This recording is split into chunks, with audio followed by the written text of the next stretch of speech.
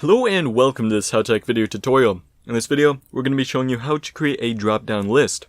So I'm just going to get started with creating a new sheet here, just to get some of this stuff out of the way.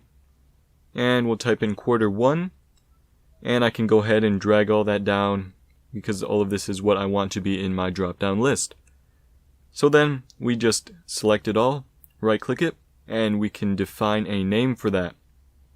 I'll just go ahead and call it quartered. Hit OK.